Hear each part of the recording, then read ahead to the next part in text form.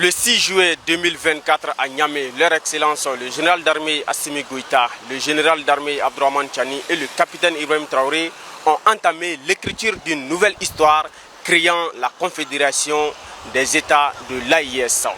Et cette écriture se poursuit. Chaque grande rencontre marque un point et le début d'une nouvelle phrase.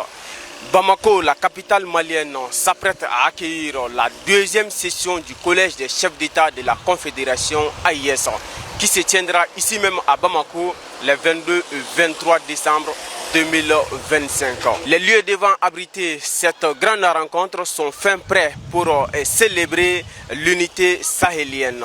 Et comme vous pouvez le constater, les rencontres se tiendront dans cette grande salle du CICB, le Centre international de conférence de Bamako. Elle a une capacité d'accueil de 1000 places. Et nous sommes également ici à la place de la Confédération AIS, autrefois dédiée à la France-Afrique. Cet espace désormais dédié à la Confédération des États du Sahel se trouve également sur l'axe menant à l'aéroport international Modibo Keïta et cette voie est aussi appelée avenue de l'AIS.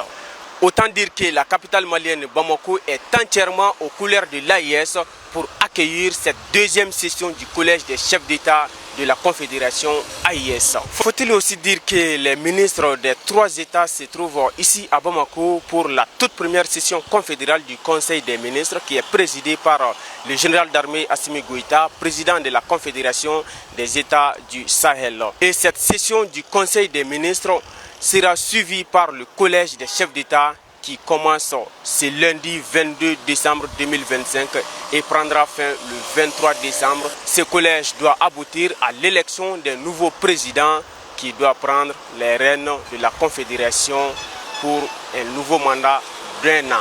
Alors, restez connectés pour ne rien manquer de cette grande rencontre historique pour l'histoire des États du Sahel. Depuis Bamako, Aboubakar Sangaré.